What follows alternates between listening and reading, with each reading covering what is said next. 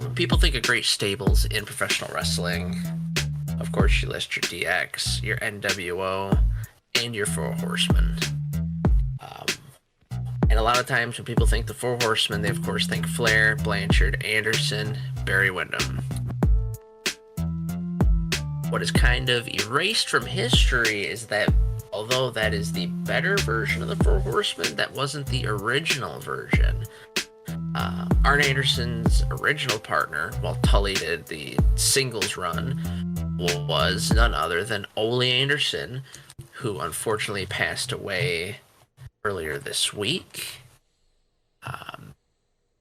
He was a wrestler, booker, promoter, member of the Anderson family, which I'll touch on a little bit here, and of course, a founding member of the Four Horsemen.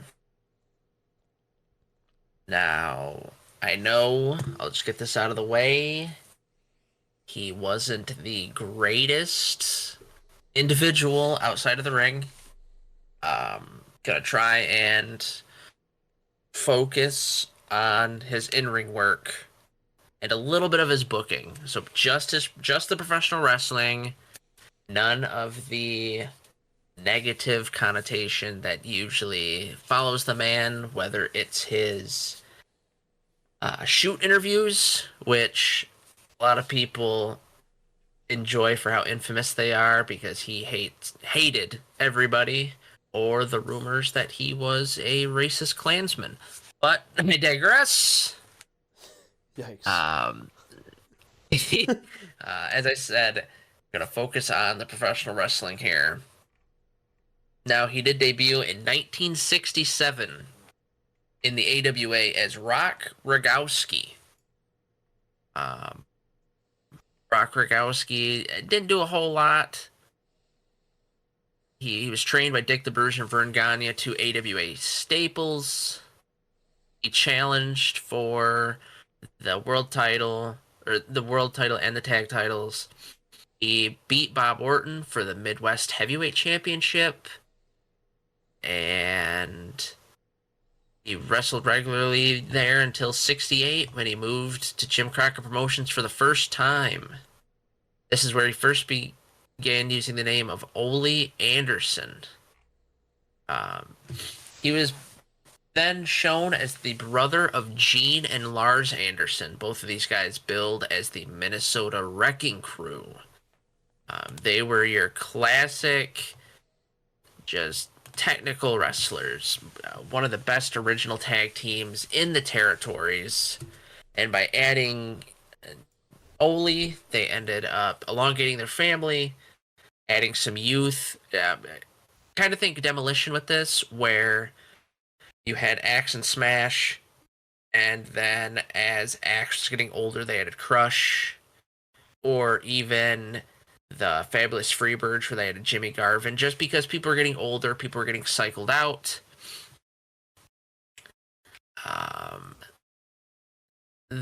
Lars ended up leaving the territory, and then Ole and Gene would continue wrestling as a tag team.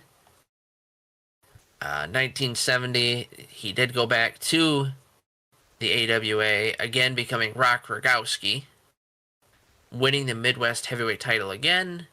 He again challenged for the Heavyweight title, Midwest title, till going to Championship Wrestling from Florida. There, he teamed with future NWA Heavyweight Champion Ron Garvin, and they won the Florida Tag Team Championships. His first big single success in the NWA was winning the Florida television title from none other than future NWA champion Jack Briscoe.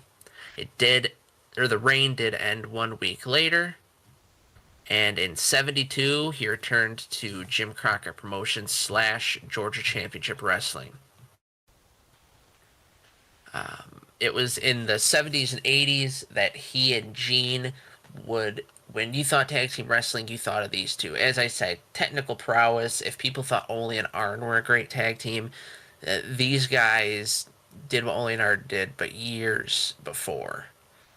They captured the NWA Georgia Tag Team Championships and the Mid-Atlantic version of the NWA Tag Team Championships, they feuded with everybody. Mr. Wrestling 1 and 2, Wahoo McDaniel, the Briscoes, Dusty Rhodes, Johnny Weaver, even Ric Flair and Greg Valentine, Ricky Steamboat, the Mongols, and Thunderbolt Patterson. Um, an interesting note was that in May of '76, Ole was actually attacked by a knife-wielding audience member, and he got slashed in his arm and chest, needing the reattachment of several tendons and a lot of large stitches. My bad. I did that. uh, I just get a little he was heated when also I the watch my primary. wrestling. You know? Doesn't everyone? Yeah. That's why we have to let people finish the story. But Anderson was the main booker for Georgia Championship Wrestling and had a stint booking for Jim Crockett in 81 and 82. Sometimes he would book for both, and he'd do some of the first supercards of the time, which would later divulge into Wrestle Clashes or what we know as Starrcade. Um, he probably had the most negative effect when the Briscoes sold to Vince McMahon on that Black Saturday, because it gave Vince 90% stake of the promotion, and Anderson, who was still the head booker of the promotion, was now a minority shareholder. He rejected Vince's new directions for the promotion and resigned. He then attempted to start a new company with NWA promoters Fred Ward and Ralph Freed, and they became Championship Wrestling from Georgia. And Ted Turner gave the Championship Wrestling from Georgia a time slot, which outperformed World Championship Wrestling, which ironically at the time was Vince McMahon's show in television ratings. Um, it lasted from August 84 to April 85, when Ole eventually sold it to Jim Crockett Jr., meaning it merged into Jim Crockett Promotions. Anderson was still wrestle at this time. He teamed with a young Brad Armstrong, who of course is the brother of the Road Dogg.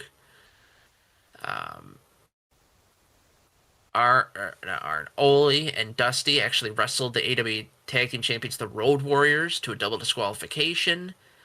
And I mentioned it on his profile that we did. Ole actually teamed with Thunderbolt Patterson, and they won the NWA National Tag Team Championship. It was in March of '85 that Anderson reformed the Minnesota Wrecking Crew with Gene, and the duo teamed together until Championship Wrestling from Georgia's final event. Once Jim Crockett Promotion acquired Championship Wrestling from Georgia, Gene retired, and Ole was paired with a debuting Martin Lund. It was this guy that looked a lot like Ole, kind of talked like Ole. You've probably never heard of him. It's just Arn Anderson. Uh, Never heard of him. You might know him. He was in AEW. He had the Gat Oh, that one weird old guy? or the Glock. Yeah. Yeah, that yeah, guy. That weird old man. Yeah. I'm sure he's done nothing in the business. Um, he was. Let's see. Arn was actually billed, depending on the city, as Ole's brother, cousin, or nephew. And I mean, down south, he could have been all three. Am I right? Uh, And husband. They were originally known simply as the Andersons. They became the Minnesota Wrecking Crew again, and they won the NWA National Tag Team Championships by defeating Manny Fernandez and Thunderbolt Patterson. They only lost the titles by vacating them because Ole got injured. It was, of course, though, in '85 that Anderson became a part of the Four Horsemen. J.J. Dillon, Ric Flair, Arn Anderson, Tully Blanchard, and Ole. It's still funny to me how this stable was formed, because at the time you'd usually have all your baby faces, all your heels. They'd record interviews for the towns all at once.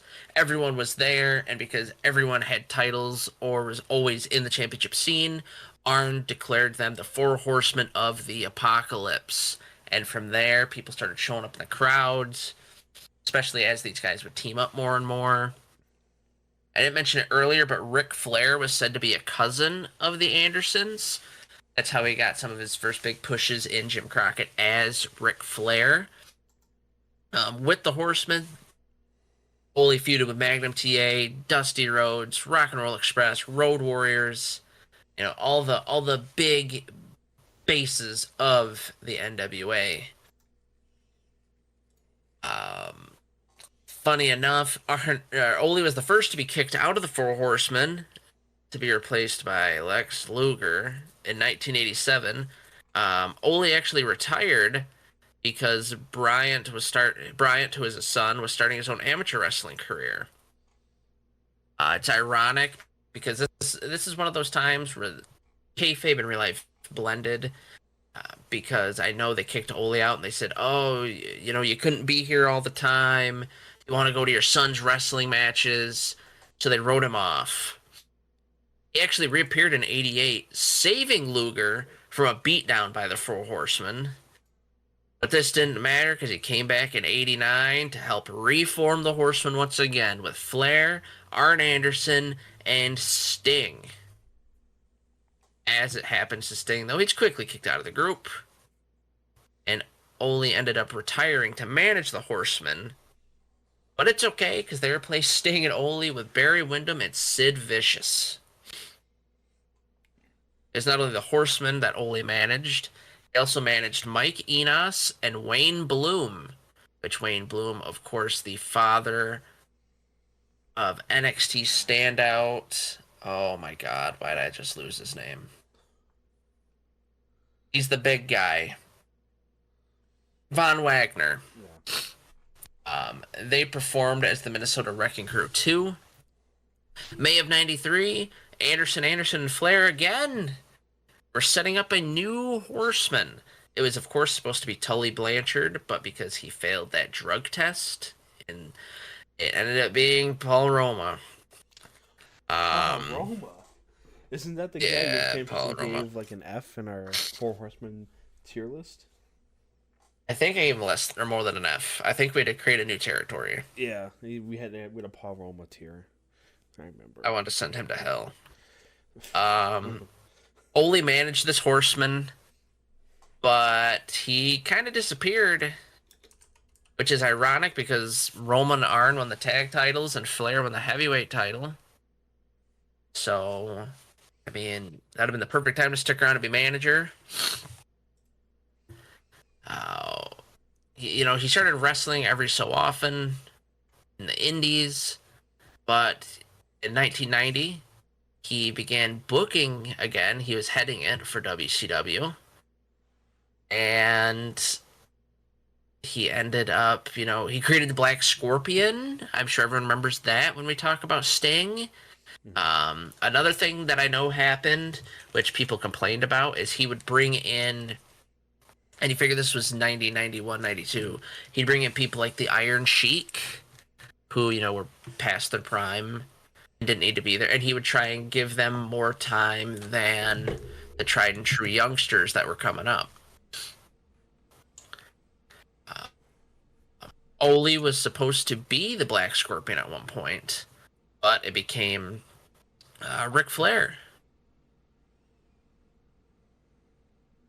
Anderson was a referee in '92, and he took over WCW a little bit in '93. But he and his son became casualty of Eric Bischoff's house cleaning when he took over. After his son got fired, Ole was still with the company, but he decided to call Jim Cornette at Smoky Mountain to try and get his son a job. So the rumor is that because he decided to deal with Jim Cornette, that's what made Bischoff fire him. Bischoff fired Anderson over the phone, even though the day before he spoke to him face to face. From then on, I mean, he pretty much stayed away from wrestling. He, like I said, did a lot of shoot interviews. He put a book out. Just not a lot of wrestling once he was fired in that time.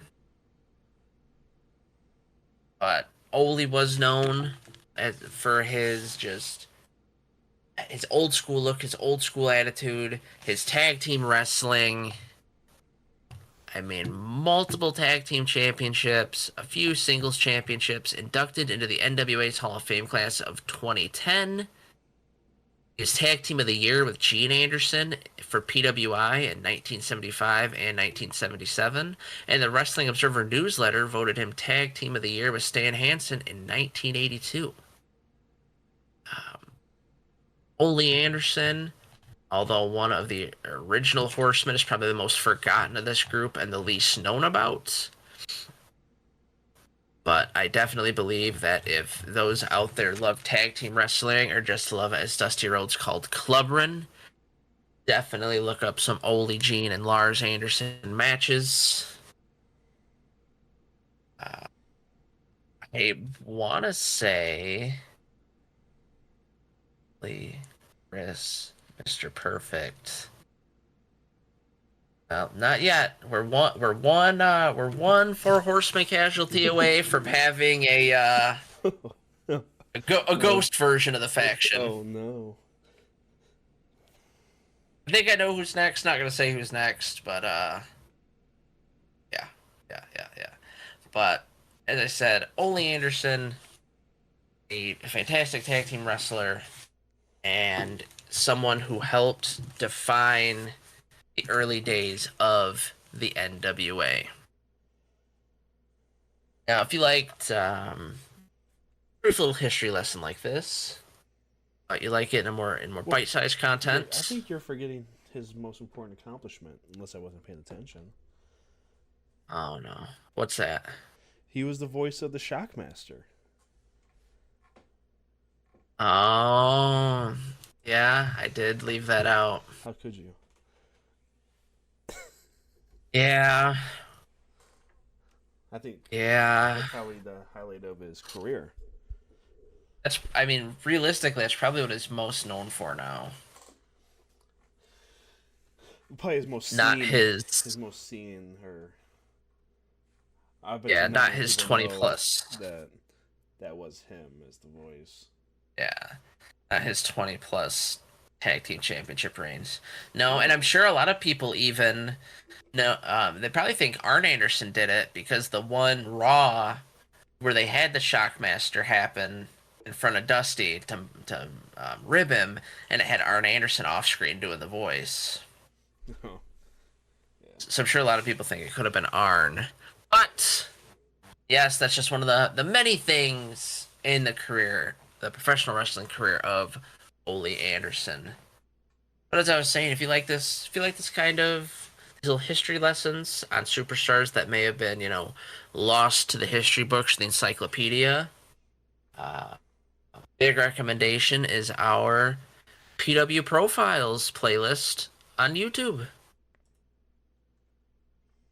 We go from individuals like Thunderbolt Patterson, Bobo Brazil, Bruiser Brody, Abdul the Butcher.